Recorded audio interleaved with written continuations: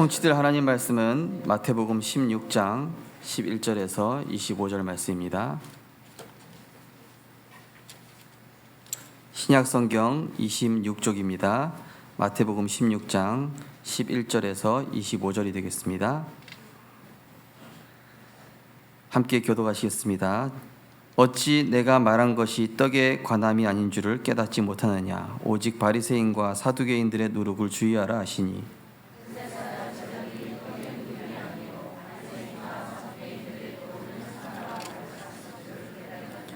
예수께서 빌립보 가이사랴 지방에 이르러 제자들에게 물어 이르시되 사람들이 인자를 누구라 하느냐.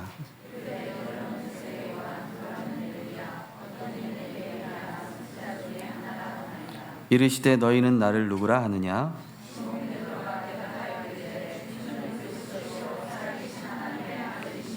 예수께서 대답하여 이르시되 바요나 시몬아 내가 복이 있도다.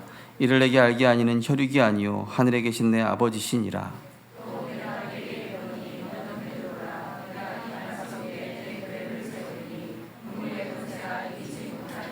내가 천국 열쇠를 내게 주리니 내가 땅에서 무엇이든지 매면 하늘에서도 매일 것이요 내가 땅에서 무엇이든지 풀면 하늘에서도 풀리리라 하시고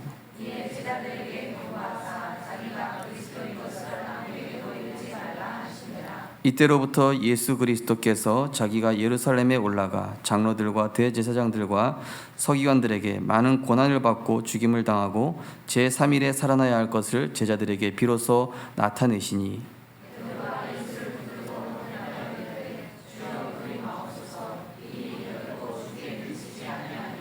예수께서 돌이키시며 베드로에게 이르시되 사탄아 내 뒤로 물러가라. 너는 나를 넘어지게 하는 자로다. 내가 하나님의 일을 생각하지 아니하고 도리어 사람의 일을 생각하는도다 하시고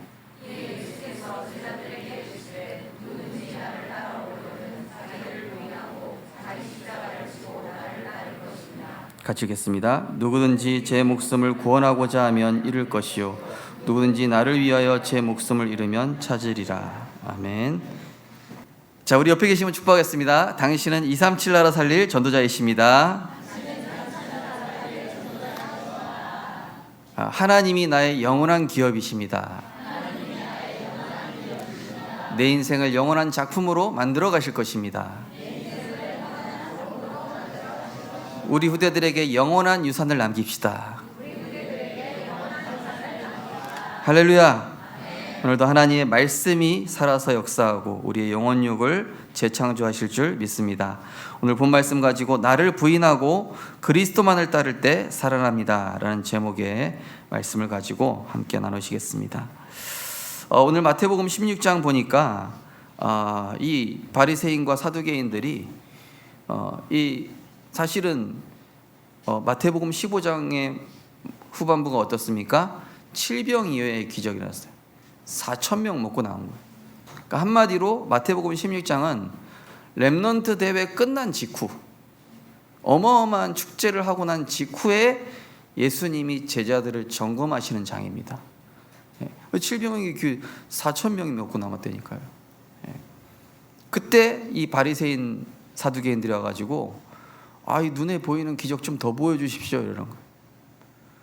그래 너희들 눈에 보이는 거 그렇게 잘 분간하면서 영적인 거 왜 이렇게 무지하냐? 영적인 거는 왜 하나도 분간하지 못하냐? 이렇게 얘기하십니다. 늘 표정만 보고 늘 기적만 보다 보니까 이게 응답에 도취되어 있는 거예요. 근데 문제는 뭐냐면은 그 사두개인들한테 너희들에게 더 이상 요나의 표적 외에는 보여줄 게 없다. 요나는 물고기 뱃속에 3일간 있다가 3일 만에 나옵니다.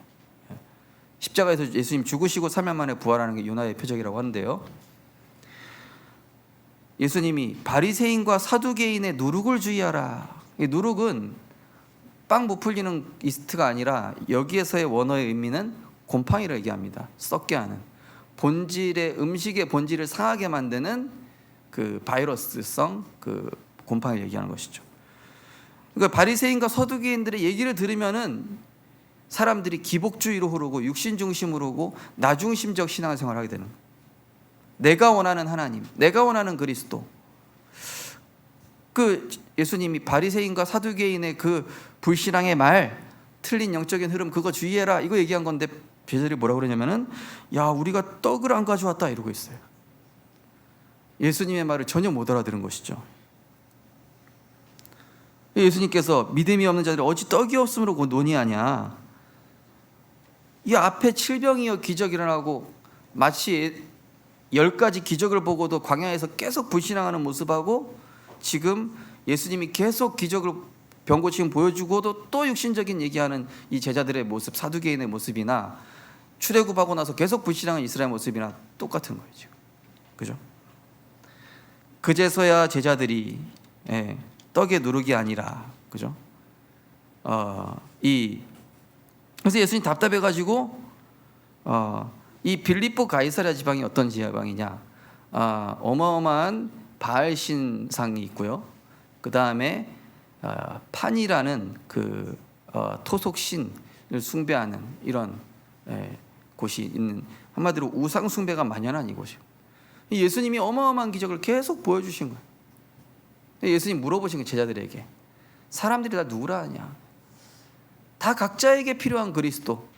예레미야 좀 불쌍하니까 도와줘야 되고 병도 고쳐주고 엘리야 막 능력으로 막 문제도 해결해주고 세례 요한 막 정의를 부르짖고 막 또 뭐 선지자 중에 하나 그냥 나한테 뭐 좀 감동 준 정도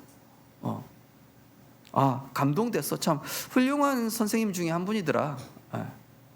예수님 답답하셔서 너희는 나를 누구라 하냐. 그때 베드로가 정답을 얘기하죠. 주는 그리스도시요 살아계신 하나님의 아들이십니다 라고 얘기하면서 복을 주시죠.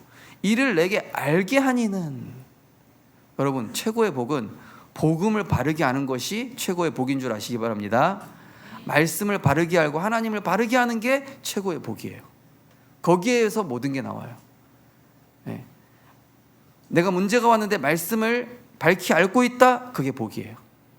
내가 질병이 그대로 있는데 말씀을 밝히 알고 있다, 응답입니다. 한계가 왔는데 말씀이 생각나고 내가 말씀을 통해 하나님의 계획을 알고 있고 깨닫고 있다, 복입니다. 그게. 그래서 네가 하나님의 복음을 이렇게 알고 누리고 있으니 너를 통해서 음부의 권세에 이기지 못하는 교회가 세워질 것이다. 헬라어로 에클레시아, 하나님이 불러 모으다. 내가 사람들을 불러 모을게. 구원받도록 너를 통해서 생명운동, 제자운동, 237 나라 살릴게. 불러 모을게. 부르심을 받은 자의 집단, 에클레시아라고 합니다. 그러면서 천국 열쇠를 주리니, 원어 성경에 보니까 보좌의 통치 관리권을 주겠다. 열쇠는 관리자를 뜻합니다. 건물 관리자, 열쇠 갖고 있는 사람, 하나님의 보좌의 능력을 가지고 관리하는 사람. 어마어마한 보좌의 축복을 주신 거예요. 하늘과 땅의 모든 것을 내게 주셨으니, 같은 의미죠, 그죠? 흑암 권세를 꺾고 하나님 나라 이루고 제자 살리고 제자 세우는. 그런데 그 고백하고 난 다음에 제자들의 경고하사 자기가 그리스도인 걸 아직 말하지 마라. 아직 말하지 마라. 왜냐? 말하면은 사람들이 반박할 거 아니냐. 육신적으로 휘둘리고 있는 사람들이, 또 너희들이 아직 성령 충만 받지 않았다. 그러면서 예수님이 십자가에서 죽으시고 부활할 거 얘기했더니 베드로가 항변하여 이르되 주여 그러지 마십시오. 또 육신으로 금방 돌아갔어요. 예수님이 그리스도로 오셨습니다라고 얘기해놓고 그리스도의 일을 하지 말래. 갑자기 베드로가. 그 예수님께서 뭐라고 그러시냐면요, 사단아 내 뒤로 물러가라. 너는 하나님의 일을 생각하지 아니하고 도리어 사람의 일을 생각한다. 그러면서 예수님이 하신 중요한 말씀이 있냐, 뭐냐면요, 누구든지 나를 따라오려거든 자기를 부인하고 자기 십자가를 지고 나를 따를 것이니라. 내 생각, 내 주장, 내 기준, 육신적인 모든 거 버리고 하나님 한 분 보고 따라가야 된다. 그리스도 한 분만으로 충분해야 된다. 복음으로 충분하고 말씀으로 충분. 너희들 수많은 기적이 아니고 너희들 그리스도를 알게 된 게 기적이다, 이걸 얘기하고 계시죠. 나를 부인할 수 있는 게 축복입니다. 오늘 렘넌트 대회 이후에 예수님께서 칠병 이후에 점검하신 것처럼 우리의 신앙, 우리 렘넌트를 개혁하기 전에 하나님 말씀 든든히 붙잡고 가십시오. 축제로 끝나면 안 되잖아요. 너무 신났어. 너무 재밌었어. 너무 막 가슴 뜨거워지더라. 많은 신자들이 왜 교회 떠나냐? 감정적 은혜만 받고 끝나서, 감동받고 끝나서. 예전에 류 목사님이 어디 메시지하러 갔는데 막 외국에서 사람들 찬양 막 뜨겁게 하는데 메시지 하는 순간 레드 선 하고 자는 거다 갑자기. 그러니까 축제에 도취돼 있을 뿐이지 말씀은 온데간데 없다. 제가 그래서 한 번은 유튜브에 댓글 남긴 적이 있어요. 어떤 목사님이 설교를 기가 막히게 참 은혜스럽게 잘하시는데 내용이 너무 휴머니즘이야. 복음이 드러내고 인간적으로 참 아름답다 이게 아니라 예수님이 참 인격 좋으시네, 그거 말고 예수님이 그리스도이심이 드러나야 되는데 너무 휴머니즘, 목사님들의 휴머니즘적이지 못한 부분들, 성도님들의 휴머니즘적이지 못한 부분들을 지적하면서 저게 복음인가? 되게 댓글 나왔거든요. 목사님, 성경의 본질은 복음인 것 같습니다. 휴머니즘도 좋지만 정말로 예수가 그리스도이심, 복음의 핵심이 나타나서 사람들이 구원받고 영적 문제 해결받고 정말로 저주 재앙 운명에서 빠져나와서 하나님 자녀가 되는 게 본질 아니겠습니까? 많은 목사님들도 그런 실수하고 있고 휴머니즘 설교한다니까요. 감동 주고 막 인간적으로 뭐 이렇게 막 그런 거. 물론 그런 거 필요하겠죠, 그죠? 예수님 물어본 거예요. 나 그거 하러 온 거 아닌데 너희들은 나를 누구라 하느냐? 이렇게 물어보고. 자, 왜 바리새인과 사두개인도 그렇고 제자들이 왜 말씀이 들려지지 않았을까요? 자, 누룩 먹는 거 얘기한 거 아닌데 못 알아들었거든요. 말씀이 들려지지 않는 복음보다 위에 있는 강력한 사단의 진으로 자리 잡고 있는 게 무엇인지 알고 진단하고 우리 성도님들께서 복음보다 강한 이론, 복음보다 강한 생각이 무너지고 하나님의 음성이 들려지는 은혜가 있으시기를 주님의 이름으로 축복합니다. 그래서 말씀이 그래야 실제 살아나고 성취되고 그 말씀의 반석 위에 든든히 서게 되어 있습니다. 그래서 우리의 어떤 견고한 진도 무너뜨리는 하나님의 능력이라 하면서 모든 이론을 무너뜨리고 하나님보다 높아져 있는 모든 이론, 모든 생각을 사로잡아 그리스도께 복종하게 하니 너희 복종이 온전하게 될 때에 복종하지 않는 것들을 심판하신다. 그런데 그거는 너희를 무너뜨리는 것이 아니라 주께서 주신 권세는 너희를 무너뜨리는 것이 아니라 세우려고 하는 것이다. 내 안에 복음보다 높아져 있는 견고한 장벽이 무너져야 하나님의 그리스도의 반석 위에 교회가 세워지는 줄 믿으시기 바랍니다. 그래서 하나님 자녀는요, 사실은 어떤 상황, 문제, 갈등, 위기가 와도 말씀만 정확하게 붙잡으면 문제될 거 없습니다. 말씀만 제대로 붙잡으면 살아나고 응답받고 승리하게 돼 있는 게 창조 원리예요. 내가 가진 문제가 아무리 커도 하나님은 그 문제보다 훨씬 크시고 위대하시기 때문에 불교에서는 뭐 부처님 손바닥 아니라 다 하나님 손바닥 아니에요. 하나님은 문제보다 크시고 위대하시고 영원하시며 이미 그리스도로 모든 거 완성하셨기 때문에, 그죠? 이사야 40장에 보면 뭐라고 되어 있습니까? 한 나라를 물방울로 보신다 이래서요. 저 미국 땅덩어리 엄청 크죠? 물방울로 보신대요. 지혜자들, 막 우리가 알고 있는 막 빌 게이츠, 일론 머스크 이런 사람들 뭐 티끌로 본대요. 하나님은 만상을 이끌어내시고 그들의 이름 부르시니 그의 권세가 크고 그의 능력이 강함으로 하나도 빠짐이 없느니라. 모든 지혜의 근원, 모든 지식의 근원, 세상의 모든 만물의 원리를 주관하시는 성삼위 하나님 앞에 그 하나님의 말씀을 붙잡은 자는 결코 흔들리지 않습니다. 그리스도께 십자가에 죽으시고 부활하심으로 인생의 모든 문제를 단번에 완전히 영원히 끝내셨음은, 그죠? 그것이 너무 완전한 복음이기 때문에 우리는 불신앙을 차단하고 그 완성하신 그리스도의 언약을 붙잡고 기도할 때에 하나님이 나의 영원한 기업, 내 인생을 하나님의 영원한 작품, 후대에게 남길 영원한 세계복음화의 땅끝이라는 유산을 남기게 될 줄 믿습니다. 이 사실을 너무나 잘 아는 사단은 어떻게든 예배 실패하도록, 어떻게든 말씀이 들려지지 않도록, 은혜 받고 힘없지 못하도록 모든 걸 지금도 총동원하고 있습니다. 그것을 우리는 인지하고 보좌의 축복의 통로인 예배, 어제 토요일 기도첩이었습니다. 보좌의 통로, 보좌의 징검다리인 이 예배, 이걸 통해서 하나님의 흐름 속으로 들어가게 되시기를 주님의 이름으로 축복합니다. 그죠? 아무리 초식 동물이라도 자기 동물의 흐름 속에 있으면은 맹수한테 안 잡혀 먹히는데, 혼자 떨궈져 나와가지고 방황하고 있으면 맹수가 저 물이 이탈했네 하면서 확 잡아먹어. 사단도 똑같아요. 하나님 흐름에서 벗어나면은 마치 맹수처럼 득달같이 달려든다니까요.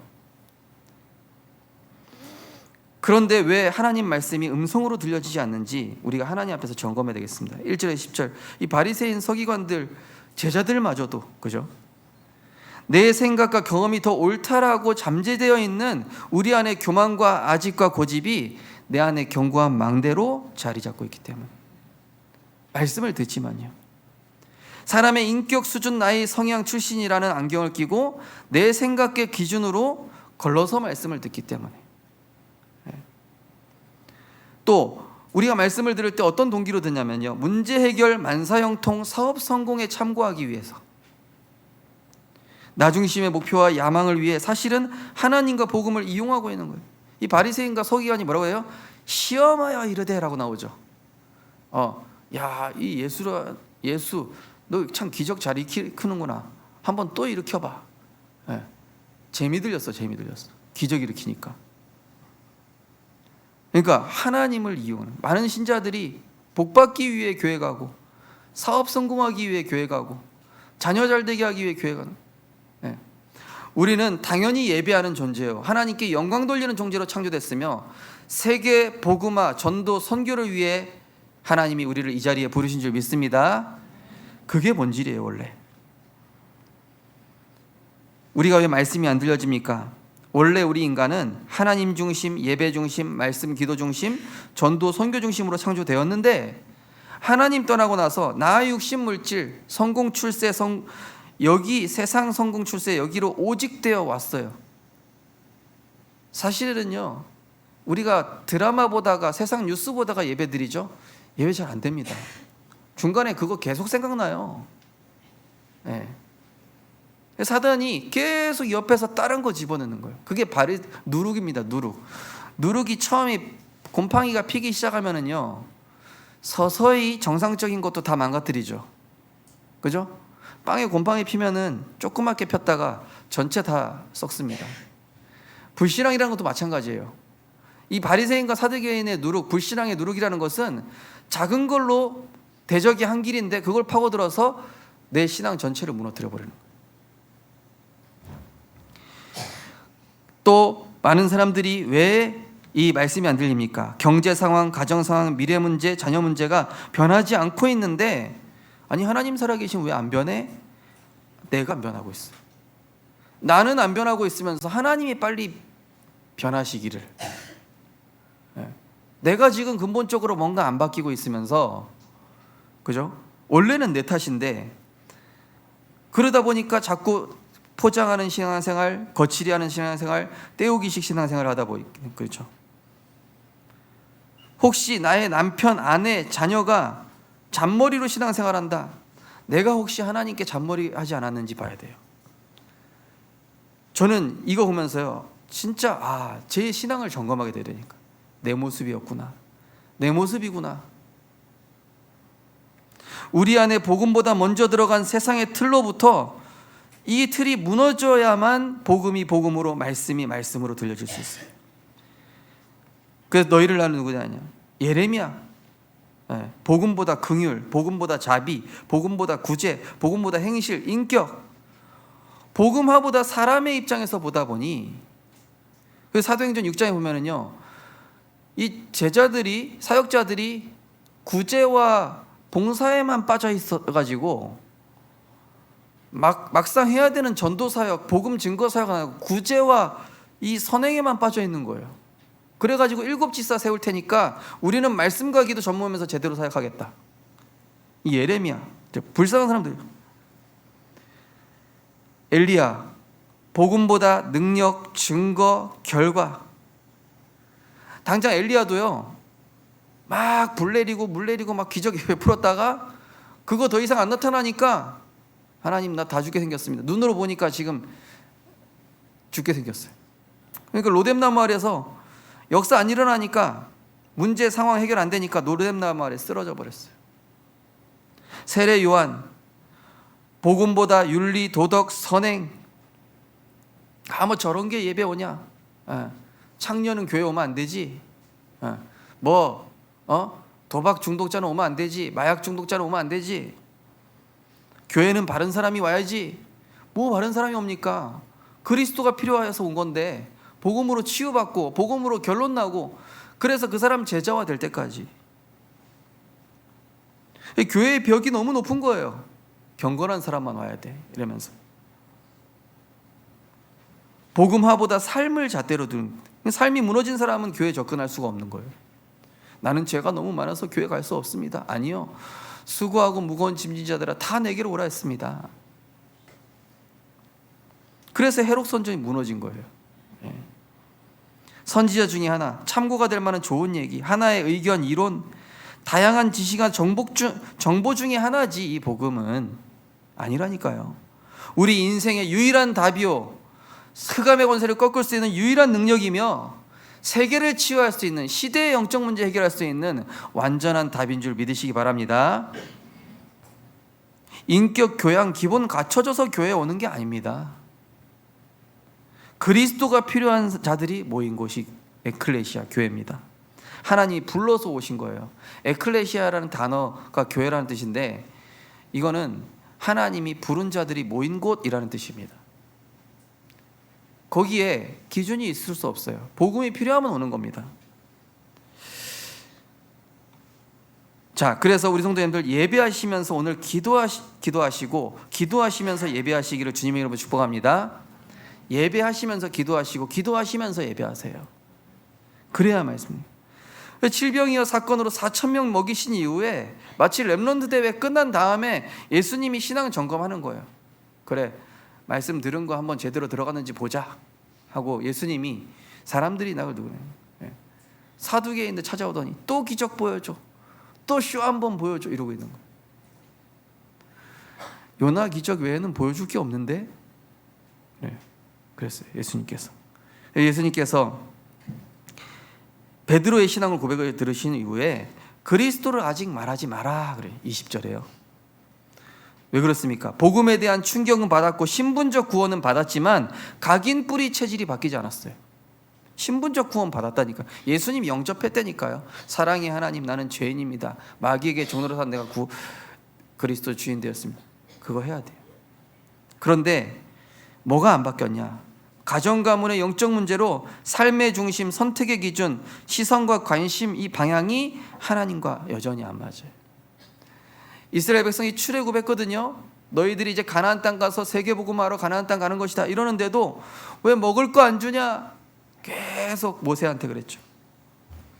말씀은 수없이 들었지만은 가정과 가문의 영적인 문제 앞에 아직 잡혀있기 때문에. 그래서 하나님께서는 먼저 제자들의 예틀부터 바꾸신 것이죠. 그래서 이 틀 바뀐 사람이 틀 바꿔줄 수 있습니다. 이 틀 바뀐 한 사람이 싹 바꿔주는 거예요. 우리 생각의 틀을 이 아날로그에서 디지털로 바꿔준 그런 스티브 잡스나 이런 사람이 있잖아요, 그죠? 그래서 세상 살려야 할 제자들부터 예틀을 바꾸시기 위해서 40일간 하나님 나라의 일을 감람산에서 얘기하신 거예요. 성령이 임할 때까지 예루살렘에 떠나지 마라. 그리고 너희들 각인 뿌리 체질 스스로 바꾸려고 하지 말고 오직 복음에만 집중하면 성령이 임하시면 너희가 권능을 받고 예루살렘, 온 유대, 사마리아 땅까지 이르러 내 증인이 되리라. 그들의 예틀, 그들의 운명을 바꿔줄 수 있으리라. 오직 복음에 집중하여 성령의 충만함 받으시기를 주님의 이름으로 축복합니다. 오직 복음으로 성령 충만 받아서 내가 먼저 치유돼야 돼요. 내가 틀이 바뀌지 않으면 다른 사람의 틀을 바꿔줄 수 없어요. 내가 육신 중심, 물질 중심, 세상 중심인데 어떻게 다른 사람을 하나님 중심으로 바꿔줄 수 있겠습니까? 복음을 통해 나를 재창조하시는 그 성령의 능력으로 세상을 치유하고 살릴 수 있거든요. 아직 말하지 말라고 하시면서 나를 부인하고 그리스도를 따르는 것이 중요하다 말씀입니다. 자, 나를 부인해. 오늘 우리 성도님들 나를 부인하는 예배 드리시기 바랍니다. 기도도 내 것을 위한 기도가 아니라 나를 부인하는 기도하셔야 돼요. 하나님, 나는 창세기 3장입니다. 나는 금방 사단에게 속기도 합니다. 하나님, 나에게 그리스도로 충만케 하옵소서. 그래서 왜 말하지 말라고 하셨냐면요, 자신의 영적 상태부터, 삶의 순서부터, 신앙의 동기부터, 복음이 완전한 답이 안 돼 있는 불신앙부터 해결하고 인생의 방향과 목표를 바꾸라는 그런 의미를 담고 있는 것이죠. 자, 1절에서 4절은 바리새인과 사두개인들의 예수님을 향한 비아냥 섞인 기적 보여달라 이건데요, 이건 뭡니까? 우리 성도님들이 눈에 보이는 증거나 현상 속지 말고 그리스도를 주인 삼아 내 영적 상태가 바뀌는 응답 누리시게 되기를 주님의 이름으로 축복합니다. 내가 내 영적 상태를 살려면요, 내가 죽고 그리스도가 사셔야 돼요. 오늘 마지막 절에 나오죠. 25절에 죽고자 하는 자는 살고 내가 자꾸 살려고 하는 사람은 죽게 된다 그러죠. 그리스도가 살면 내 영은 살아납니다. 그러나 내 생각이, 내 육신이, 자꾸 내 동기가 살아나죠. 나는 점점 더 피폐하게 돼 있어요. 그래서 영적으로 서밋되는 시간을, 영적으로 최고로 올라가는 시간, 보좌의 축복으로 성령의 능력, 그리스도 말씀으로 채우는 시간. 저도요, 생각에 잡히고 막 이러면요, 그죠? 큰 문제 오면 우리가 말씀 잘 안 들려요. 찬양 몇 개 불러요.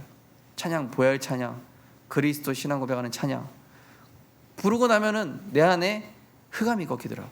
견고한 내 망대가 나를 사로잡고 있거든요. 내 고집, 내 생각, 내 잡혀있는 이거를 깨뜨리는 길은 오직 그리스도를 선포하고 찬양하는 길밖에 없더라고요. 그 영적으로 서밋되는 시간, 제가 여기 막 연골 다 나갈 정도로 이게 막 계속 아침마다 쓰는 이유가 뭐냐, 제 각인뿌리 체질과의 싸움이에요. 사단이 먼저 집어넣은 거를 깨뜨리기 위해서는 저는 그렇게 할 수밖에 없더라고요. 그래서 여기 파스 붙이고 계속 쓰는 거예요. 아파도.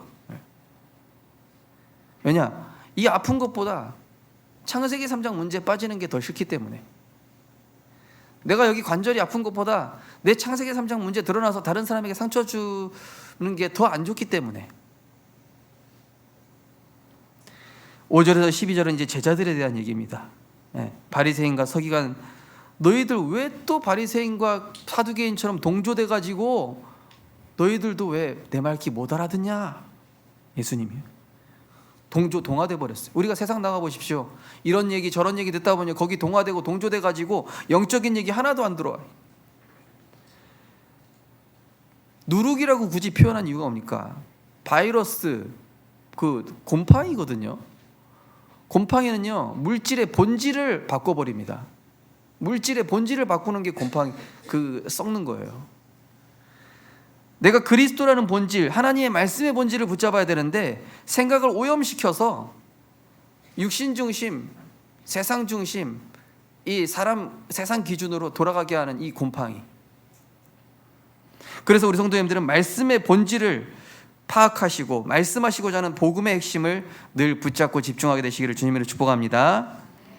저는요, 그거 빼앗기는 게 제일 싫어요. 그래서 써야 돼요. 저는 쓰고 우리 성도님들 다락방 다니면서도 계속 메시지 들어야 돼요. 왜냐? 저는 창세기 3장 투성이에요. 그렇게 보시면 돼요. 죄덩어리니까요. 죄덩어리. 우리 성도님들 제 인격 보고 실망하지 마세요. 원래 그런 인간입니다. 원래 창세기 3장이에요. 그리스도가 너무 필요해요. 창세기 13장 14절. 나를 위한 그리스도, 내 것을 위한 신앙생활, 문제 해결을 위해 교회 출석하는 종교생활, 이것을 벗어나기 위해 나에게 오직을 맡고 있는 한 길이 뭘까? 오직을 맡고 있는 한 길이 있어요.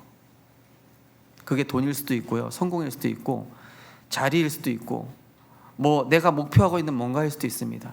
그게 나의 오직을 맡고 있다면 그게 사단의 통로예요. 그거를 바꿔야 돼요. 그래서 너희는 나를 누구라 하느냐? 예수님은 그거 하러 오신 분이 아니라 주라고 했습니다. 주. 자, 주라는 단어는 왜 큐리어스, 로마 황제한테 썼던 단어인데 왜 주라고 쓰라고 했냐면 너희들이 내가 먹이고 입히지 않냐? 그래서 이스라엘 속국시키면서 반드시 나를 부를 때는 주라, 큐리어스를 앞에 붙여라. 뭐냐? 먹고 살기 위해서 예수님이 그리스도로 오신 것이 아니라 우리 인생의 진짜 주인은 우리가 해결할 수 없는 하나님 떠난 문제, 죄의 문제, 지옥의 문제를 십자가에서 만왕의 왕으로, 대제사장으로, 참 선지자로 길 이어 진리의 생명 되신 그분만이 나의 주인이시오, 나의 그리스도이십니다. 우리 같이 고백하겠습니다. 주는 그리스도시오, 살아계신 하나님의 아들이십니다. 아멘이시죠, 그죠? 이 한 글자 한 글자를 생각해 보십시오. 어마어마한 고백이에요. 사단이 제일 싫어하는 고백이에요. 오직 그리스도로만 해결할 수 있는 절대 답, 내 인생의 절대 답, 유일한 답, 완전한 답, 예수는 그리스도. 그러면서 야, 네가 은혜로 알게 됐구나. 그래, 네가 사람이 알게 아니라, 혈육이 알게 아니라 하늘에 계신 내 아버지가 너를 은혜로 이 복음 알게 해주셨구나. 우리 성도님들과 우리 렘넌트들은 하나님의 은혜로 전도자로, 렘넌트로 부름받았습니다. 이 시대에 남은 자로 부름받았습니다. 저도요, 계속 신비주의에 있었으면요 지금 미친 사람 됐을 것 같아요. 막 불러 하면서 막 레이저 쏘고 이러고 있었을 것 같은데 근데 딱 이 복음운동의 대열에 불러주셔서요 너무 감사해요. 그래서 은혜로 주신 복음, 자, 내가 이 반석 위에 교회를 세우리니, 자, 반석, 그 신앙 고백 위에 주는 그리스도시요 살아계신 하나님의 아들이시라는 그 고백 위에 교회를 세우겠다. 그 영적 상태 위에 교회를 세우겠다. 그 영적 시스템 위에 교회를 세우겠다. 어떤 하나님이 불러 모아주시는 거예요. 에클레시아는요, 내가 보내겠다 이 얘기예요. 영혼을 너에게 붙이겠다. 237을 너에게 붙이겠다. 우리 성도님들에게, 우리 렘넌트들에게, 우리 중직자분들에게 하나님이 237 나라와 5천 종족을 붙이실 줄 믿습니다. 네, 그게 플랫폼이잖아요. 나한테 오는 거예요. 그냥 에클레시아, 하나님이 불러주셔서 70지역 전도운동을 할 신실한 영적 아군을 찾아보시고 조용히 펼쳐나가십시오. 꼭 같은 교회 아닐 수도 있어요. 우리 교회 어떤 병원에서 일하는 간호사님이, 성도님이 일하시는데 이분이 류목사님 메시지 듣고 있는 거예요. 네, 우리 여전도 때 지금 포럼하셨다고 그러더라고요. 우리 같이 전도운동하는 교회시냐고 그랬더니 우리 아니요, 우리는 다른 교단 교회입니다 이러시더라고요. 근데 그거 어떻게 듣고 계시냐고. 이 후대에 대한 메시지, 영적 사실에 대한 메시지를 들으려면 이 메시지 듣고 내가 살아야 돼서 듣는다고 이러시는 거예요. 우리 전도운동하는 단체 아니라니까요. 그런데 영적으로 깨어 있으신 분들은 우리 교회 안에 권사님들 다 듣고 있습니다 이러시는 거예요. 그러니까 영적으로 딱 이게 정말로 복음의 능력과 흑암 세력의 역사와 후대에 대한 언약에 대해서 지금 이 시대에 너무 정확한, 이 시대에 맞는 메시지라고 딱 표현하시는 그분이 시대에 분간할 줄 아는 거죠. 그러니까 저는 그거 보면서 이 한국교회 안에 숨겨진 제자들, 이런 제자들 진짜 많겠구나. 예전에 우리 RTS에 제가 신학생일 때도 사당동 총신의 목사님이 오셔서 특강을 한번 하셨어요. 하시는 말씀 뭐냐, 진짜 이 전도운동 변하지 말고 힘있게 해달라. 지금 다 말씀 듣고 있고 우리도 조용히 따라가고 있다 이러시더라고요. 우리 성도님들, 이 복음에 대한 본질을 늘 붙잡고 변하지 않는 전도운동의 증인 되시기를 주님의 이름으로 축복합니다. 자기를 부인하고 복음과 말씀을 따라가며 후대에게 믿음의 본을 보여준 선대가 있었고요, 그렇지 못했던 선대들이 있습니다. 과연 나는 어떤 선대인가를 한번 이 말씀을 보시면 확인합니다. 자, 우리가 왜 믿음의 여정을 가냐면 우리 후대를 위해서요. 이번 렘넌트 때 보셨죠? RGS 아이들이 피지에서 온 아이들, 또 통가에서 온 아이들, 또 옵니까? 다 그 5천 종족 아이들 옆에 한 명씩 붙어서 말씀 통역해주고 같이 포럼해주고 예배 드릴 수 있도록 살리는 모습 보고 저는 가슴이 뜨거워지더라고요. 야, 그래, 237 나라와 5천 종족을 우리 렘넌트들이 나중에 살리겠구나. 그러기 위해서 믿음의 선대들이 말씀에 순종하며 믿음의 발자취를 남겨주셔야 돼요. 우리 성도님들이 인도 받아왔기 때문에 지금 우리 렘넌트들이 이렇게 앞에서 힘있게 찬양하고 영적 서밋으로 커가고 있는 줄 믿으시기 바랍니다. 잘 안 된다고 낙심도 하지 마십시오. 하나님은 붙잡고 계셔요. 부모님은 안 될지 몰라도 하나님은 분명히 내 기도에 따라서 붙잡고 계시다는 사실을 확신하시기 바랍니다. 저도 이 전도운동 들어와가지고 바뀐 게, 중학교 때 들어왔는데 정신 차린 게 26살쯤 정신 차렸거든요.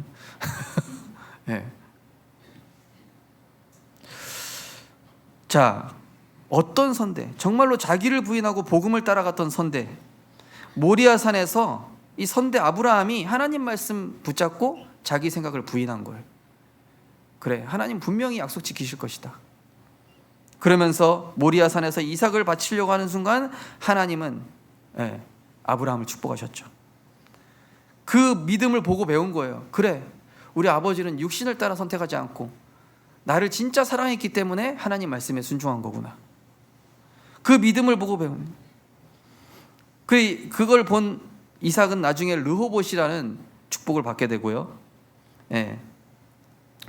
하나님과 함께하는 자체가 최고의 복인 것이 이 아브라함으로부터 요셉에게까지 전달돼요. 나중에 후대까지.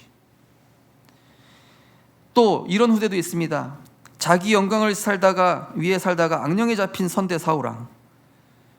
아니, 골리앗 쓰러뜨려서 전세 역정에서 야, 진짜 하나님 살아계신다 이래야 되는데 사울은 나는 천천히고 다윗이 만만이야? 이가 갈리는 갑자기 막 악령 들려버렸어. 그때부터. 그럼에도 그런 기성세들을 이해하고 치유했던 다윗, 자기 동기로 충만한 병든 선대를 치유한 묵상의 비밀과 묵상의 행복을 가지고 다 칼과 창과 단창이라는 허상에 집중하고 있는데 복음이라는 여호와라는 실상에 집중했던 다윗. 또 어떤 선대가 있습니까? 이 야곱입니다. 항상 야곱의 인생 보면 항상 인본주의, 항상 대책, 이리 피하고 저리 피하고 잔머리의 대가. 살아가다가 험한 일을 너무 많이 당했어요. 험한 일을 너무 많이 겪고서야 베델에서 우상 버리고 단을 쌓으니까 야, 우리 아버지가 드디어 우상을 버리는구나. 가족들이 안 되나 보다. 이제 수단 방법 더 이상 쓸 게 바닥났나 보다. 전략이. 베델에, 야, 우리 베델로 올라가자. 언약 밖에서의 고난은 애들 말로 개고생, 안 해도 되는 고생. 언약 안에서의 모든 것들은 형통임을 이 야곱의 삶을 통해서 후대들에게 보여줬어요. 그것을 제일 자세히 본 게 그 요셉이죠. 또 엘리와 사무엘. 엘리는요, 말씀과 삶이 분리되어 있는, 영적으로 무너져 있는 제사장이었어요. 그런데 사무엘은 언약궤 곁에 붙어서 늘 하나님 말씀 속에서 훗날 그걸 보고 이 사무엘이 낙심한 게 아니라 나는 말씀과 삶이 같이 가야 되겠다. 목회자는, 전도자는 그렇게 하면 안 되는 거구나. 그 과정을 보면서. 그런데 중요한 건 뭐냐면요, 이 한나가 상처의 한을 넘어섰어요. 그러니까 후대인 사무엘도 문제 때문에 상처받지 않는 거예요. 왜냐? 어머니 선대가 상처를 넘어서는 걸 보여줬거든요. 우리 부모님이 상처를 넘어서고 세상의 틀린 한을 넘어서면 우리 후대도 그 상처의 한을 넘어서게 되는 줄 믿으시기 바랍니다. 내가 못 넘어서면 우리 후대도 똑같은 그 상처에 가지고 살아가요.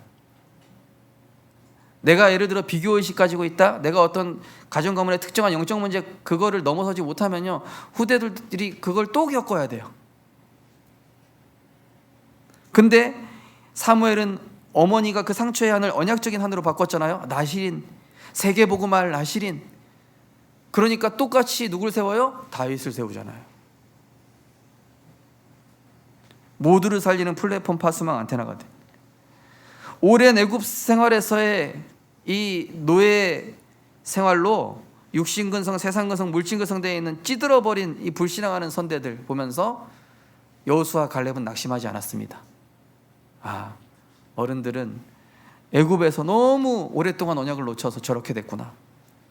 아니다, 저 가나안 땅은 분명히 하나님이 우리 조상에게 약속한 그 땅 아니냐, 세계복음할 그 땅 아니냐. 속지 않았어요. 우리 렘넌트들 혹시 어른들이 불신앙해도 속지 말기 바랍니다. 네. 우리 어른들도 불신앙하지 마시기 바랍니다. 네. 이 여호수아 갈렙이 모세를 보면서 뭘 봤냐? 믿음의 선대인 모세의 신앙을 보니까 복음과 하나님 뜻을 위해 따라가면은 어떤 손해가 와도 어떤 일이 와도 하나님은 큰 응답과 축복으로 베풀어 주시는구나. 하나님이 책임지시구나. 언약만 따라가면 하나님 반드시 이루시는구나. 이거를 여호수아 갈렙이 선대 모세를 통해서 봤어요. 우리 성도님들 정말로 후대들에게 믿음의 영원한 유산 남겨주시기를 주님의 이름으로 축복합니다. 그 선택, 그 발자취 하나하나를요 기억하고 있습니다. 우리 후대들이. 결론입니다. 우리 자신은 아직도 치유받을 것이 너무나 많음을 알아야 됩니다. 그죠? 제자들 보세요. 당장 주는 그리스도 고백해놓고 뒤에 가서 그리스도라고 고백해놓고 그리스도 하지 마십시오 이러고 있어요. 그게 우리의 모습이잖아요. 그래놓고 또 소녀 앞에서 예수님 또 3번 부인해요. 그게 우리입니다. 그래서 우리는 너무나 치유받을 게 아직도 많은 것을 알고 초심으로 돌아가서 심령이 가난한 마음으로 애통한 심정으로 의에 줄이고 목마른 그러한 중심을 가지고 날마다 하나님으로부터 오는 성령의 능력과 권능이 기름 부어지도록 24시 집중 시스템을 만들어가야 될 줄 믿습니다. 그래서요 뭐 다 붙여놓으세요. 저는요 딱 컴퓨터 키면은 그리스도께서 내 생각의 주인 되옵소서. 그 다음에 7망대 여정이정표 기도문 실행하고 한번 듣고 일하기. 저만의 왜냐하면 일부터 생각하면요 머리 아파요. 근데 내가 영적인 힘 얻고 복음에 집중하고 그 다음에 뭐 하죠? 그러면 하나님이 이렇게 이게 순행하게 하십니다. 그래서 그 첫 단추가 뭡니까? 예배입니다. 나를 부인하는 예배 드려지고 있는지 점검하면서 자신을 부인하셨던 그리스도를 본받아서 내 모든 것 내려놓고 온전한 산제사의 예배자의 자세를 우리는 만들어가야 될 것입니다. 역대상 29장에 보니까 이 다윗의 예배의 자세 보십시오. 하나님이여 주께서 마음을 감찰하시고 정직을 기뻐하시는 줄 내가 아나이다. 내가 정직한 마음으로 이 모든 것을 즐거이 드렸사오니. 우리가요 헌금도 아까워서 드리는 거하고 기뻐서 드리는 거 하나님 아셔요. 금액을 보시는 게 아니라 중심을 보십니다. 내가 100원을 내도 거기에 정말로 기뻐서 감사해서 드리면 하나님은 그 중심을 받으시고 100억을 내도 아까워서 드리면 하나님은 안 받으세요. 나 그 돈 필요 없는데 이러신다니까요. 그래 뭐라 그러십니까? 우리 조상 아브라함, 이삭, 야곱의 하나님 여호와여 이것을 주의 백성의 심중에 영원히 두어 생각하게 하시고 한마디로 말씀을 바르게 받은 거예요. 사무엘로부터 받은 말씀을 백성들에게 전달한 거 얘기하는 거죠. 그럼 뭐라고 하면요 내 아들 솔로몬에게 정성된 마음을 주사 주의 계명과 권례와 권명과 율례를 지켜 이 모든 일을 행하게 하시고 내가 준비한 모든 것으로 성전을 건축하게 하소서. 정성된 마음, 정성된 마음. 자, 그래서 우리는 예배를 위해 몸과 마음, 정성을 준비된 상태로 예배에 임하고 있는지, 예배 드릴 때 생각과 마음이 분산되거나 흐트러지는 요소가 있지는 않은지, 또 하나님 앞에서 겸손히 낮아져서 순서 하나하나에 마음 담고 겸허히 말씀 받고 있는지. 우리가 음식점 가가지고 뭐 단무지만 먹지 않거든요. 골고루 먹어야 돼요. 골고루. 대표기도, 그죠? 찬양대 찬양, 그죠? 앞에 예배 시작 전 찬양, 그리고 뭡니까? 헌금, 설교, 축도, 이 모든 게 하나하나 하나님이 내게 말씀하시는 음성으로 들려져야 됩니다. 저거는 저 장로님의 기도지가 아니라 나에게 하나님이 주신 응답이고 축복이구나. 찬양대가 찬양한다. 같이 찬양하는 거예요. 예. 찬양대는 영적으로 이끌어주는 레위 지파란 말이에요. 그 지파를 따라서, 그 언약궤를 따라서 백성들이 그 뒤에 따라가잖아요. 그러면서 자기를 부인하지 않고서는 사단의 몽대가 무너지지 말고 행복과 평안 누리는 집중시간, 나를 부인하는 집중시간을 가지시기 주님의 이름으로 축복합니다. 그래서 잠언서에 오면 내 아들아 내 말을 지키며 내 계명을 간직하라. 내 계명을 지켜 살며 내 법을 눈동자같이 지키라. 이것을 내 손가락에 메며 내 마음판에 새기라. 그리하면 이것이 너를 지켜서 음녀에게 말로 호리는 이방 여인에게 빠지지 않게 하리라. 이 잠언서에 나오는 음녀와 이방 여인은 누굽니까? 세상 문화, 사단 문화, 세상 소리, 사담의 소리. 아침에 일단 모든 거 멈추고 찬양과 깊은 호흡과 기도로 내 영적 상태를 복음에 딱 집중시키는 거예요. 예. 이게 루틴이 되셔야 돼요. 출근을 하시건 장을 보러 가시건 뭘 하시건 간에 일단 멈추고 하나님을 향한 깊은 교제. 밤 시간에는요, 그날 일어난 모든 사건, 상황, 일을 하나님이 원하시는 의미를 찾고 기도하는 시간, 질문하는 시간, 그리고 말씀에서 답을 얻는 시간. 낮에는 한 단어, 한 성구, 한 문장. 예. 어떤 렘넌트는 창세기 3장 15절을 붙잡고 24시 집중했다 하더라고요. 그러니까 막 흑암이 무너지는 역사가 일어나요.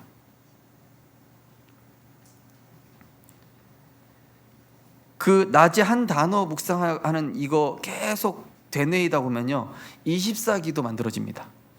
24기도. 예. 하나님께 질문하는 습관. 결국 예배와 말씀이 영적 문제와 재앙으로부터 우리 가정과 후대를 보호합니다. 우리 성도님들 꼭 기억하십시오. 예배와 성령이 역사하는 그 은혜의 자리에 있을 때, 방주 안에 있을 때 하나님이 보호하시지, 방주 밖에 있을 때는 하나님이 보호하진 않으세요. 네. 그래서 창세기 3장, 아까 35장 말씀에 베델로 올라가자. 네. 베델로 올라가니까 그제서야 하나님께서 자녀와 식구들을, 야곱의 식구들을 하나님 보호하시기 시작하죠. 추격하는 자가 없었다 나옵니다. 또 모세가 미리암을 위해서 대신 기도했더니 고쳐주셨고요.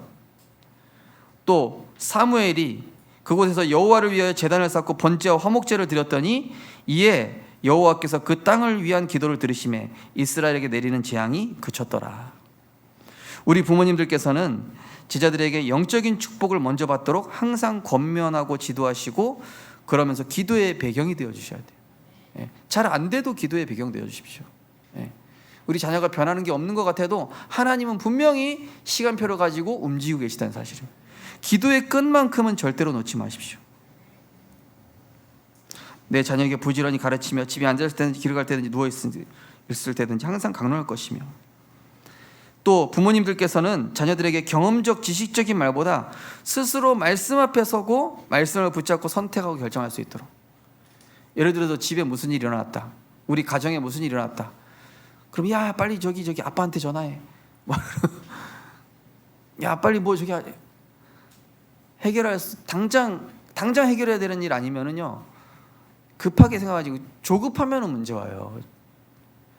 우리 부모님들이 굉장히 조급하면요, 아이들은 압박감 느낍니다. 압박감 주지 마시라니까요. 조급하지 말고, 야 우리 차분하게 잠깐 기도해 보자. 집에 열쇠가 없어? 열쇠가 어디 갔을까? 하나님께 기도해 보자. 작은 것도요. 예. 예. 엄마가 어디 놨잖아. 나중에 뭐 엄마 잘못이든 누구 잘못이더라도 일단은 기도하게 만드는 거예요. 크고 작은 일 속에서. 그리고 특별히 부모님들은 상처의 한을 가지고 자녀를 대하면 절대로 안 된다. 이건 자녀를 망하게 하는 길입니다. 내가 가진 상처예요. 부모님이 가끔 감정이 북받쳐서 화가를 주체하지 못할 때는 자칫하면 자녀에게 상처의 한이 전달됩니다. 그건 어마어마한 실수입니다. 그래서 말씀과 기도로 절제된 상태에서 온유하게 훈계할 수 있어야 돼요. 성경에 분명히 말씀합니다. 아비들아 너희 자녀를 노엽게 하지 말고 오직 주의 교훈과 훈계로 양육하라. 골로새 3장 21절은 아비들아 자녀를 노엽게 하지 말라 낙심할까 함이라.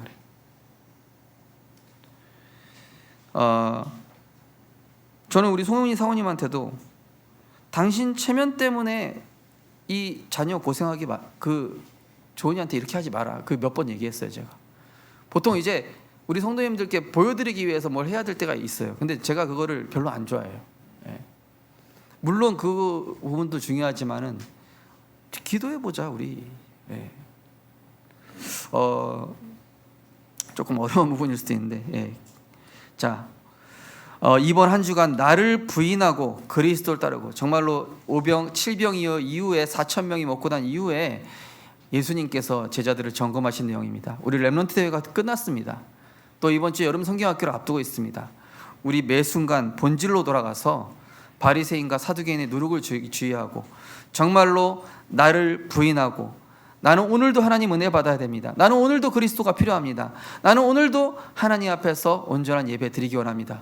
본질과 초심으로 돌아가서 하나님의 영원한 축복을 누리게 되시기를 주님의 이름으로 축복합니다. 하나님 감사드립니다. 하나님, 우리에게 말씀 들려지지 않게 하는 견고한 사단의 진이 그리스도 앞에 무너지게 하여 주시옵소서. 하나님의 말씀이 살아서 역사할 수 있도록 세상의 틀이 무너지고, 정말로 우리 안에 예레미야, 엘리야, 세례 요한 선지자 중에 하나로 들어가 있는 많은 것들이 있습니다.